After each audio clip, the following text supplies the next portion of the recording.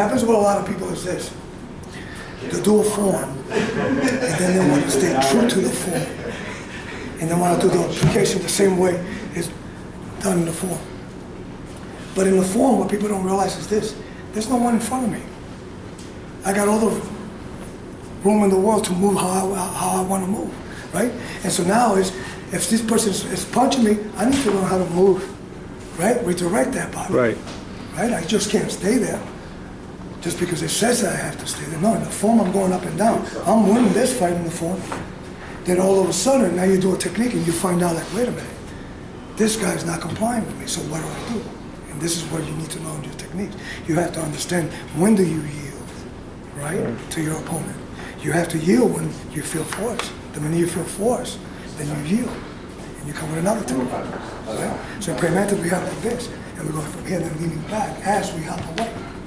Right? So if I'm here and you throw me a jab, and I throw a back fist, the minute I feel you, check that back fist, there's my kick. I'm yielding. Not force it to go through. You follow? But a lot of people, listen, all Kung Fu styles are good. I want to say that all Kung Fu styles are good. But not all Kung Fu styles are fighting styles. Praying Mantis is probably, and I apologize if I'm wrong, but Praying Mantis is probably the only style of Kung Fu that is for fighting. And even if I'm not saying it has history of it even if I'm not in wars. Those are the words. It's 500 years old, right? It was designed for fighting, not for doing forms. And when you meet different masters in China, that's what they tell you. Praying Mantis is about fighting, not forms. I mean, right? You don't see the Praying Mantis play with his food. No. Right? He snatches and eats it. That's it. Right?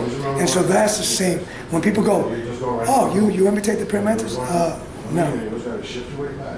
What do you mean, No, we don't. We use the characteristics. Right? You don't see me walking around like this. No. The only time you see that is when we finish a form or we're doing a technique. Right? Outside of that, you're going to see punches, tiger claw, finger jabs, elbows, right? Palms, all different. Right? Nothing that no other style doesn't have. But it's characteristic. The characteristics of the Praying Mantis is to maim and kill. That's how we teach it. Okay. Right? So you throw a punch, plop, I break the elbow. You don't want me to break the elbow? Don't throw the punch. Right? But that's the only way I know how to fight. And so when people come like, wow, can you use something? I don't know how to use anything else. I'm sorry. You throw something, my body's going to react to what it sees. I'm not going to tone it down. No, I'm not. You came to my house. Right? It's a story. And so that's what a lot of people want to, just like most of when people teach self-defense. And it's not that the self-defense that they're teaching is bad. But they're missing one aspect of it. It's the psychological aspect of combat. Fighting is not about how strong you are. It's about here. Right? Right. The minute I break this goes. Right? And this is why when we watch the movie Rocky, and Rocky kept getting dropped down, they couldn't break him. They couldn't break him, kept getting back up. You might be beating me, but you're not breaking me. Right? That's what that movie was teaching you. The heart of a warrior. Right? So pain makes cowards out of everybody. And Praying Mantis is based on that. And exercising pain on their opponent. Right? Snap here, poke there. Right? Hands are very elusive, so what you see is not what you're going to get. And we have that saying, one hand lies, the other one tells the truth. Right? So you got a lot of people that pray with Praying Mantis, and all you see is here like this. I remember one time competing in a tournament, and the guy did the whole entire form doing this. Right? And I go like, yo, that's not Praying Mantis. He came up to me like, why not? I go, because we don't do that. I go, but watch when I go out. Right? And so he goes like, oh, he created the form. He made it up and thinking that it's right? No. And you get a lot of people. I met a guy in North Carolina about 3 years ago. The guy did Bumbo. And I felt so bad, I was embarrassed with what I saw. So when he was by himself, I approached him and I asked him, I saw you do Bumbo. Do you mind if I help you with it? He got all excited. So I said, but do me a favor. Please go ask your Sifu Anytime that in martial arts, if it's okay. whenever you do something, So he went to his Sifu, he came back by himself. He said, oh, my Sifu said, yeah. He actually told me you were here. I go, you know, when I asked you to ask your Sifu, it wasn't for his permission. I wanted your Sifu to come over. And the fact that your Sifu's not here is raising a flag on my head. I asked him, who's your Sifu's teacher? He didn't know. I wanted to make sure I went to Sifu. He goes, 5 years. 5 years and you don't know who taught him? I go, if you don't know who your teacher's teacher is, that's a flag that should go up. Right? I go, because my students know my teacher. They even get to train with them. Right? So I demonstrated to him just the first row of Bambo. And he was shocked the way he saw Bambo. I go, that's the way Bambo was done. I go, but what I saw, and the fact that your Sifu's not here, I think your Sifu just learned from a video. Wrote a book. So I go, it's sad. But if I was you, I'd be careful. I go, because I know everybody loves Praying Mantis. It's a small world. So like I said, if you're legit, they're going to know who you are. Right? Never heard of your Sifu? And you can't even trace because we don't know who his teacher is. But good luck. The following year we won, they didn't show up. Wonderful. 3 years we've been gone. They haven't showed up since. Right? So you'll get people like that, and people need to be careful because there are a lot of people that claim to be something and they're not. Right? And if you claim to be something, your lineage should be traceable. Right? Our lineage, you can trace me, 8th generation, all the way up to Shaolin Temple, to Wang Long. Right? And that's what's important. My students are 9th generation. So every single style should be in Sifu. If you are a closed-door disciple, you should be traced. So in my school, in association, the closed-door disciples are the ones that get to carry the style.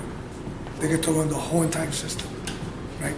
You were chosen by your Sifu because he trusts you. You have demonstrated everything that teacher needs to know, that you want to carry this style and pass it on to the next generation. So it's basically almost getting adopted by your Sifu as his son, right? To carry that family style to the next generation. And then you do the same thing. You follow and you pick the students that you trust that have been with you. Then we have closed door forms.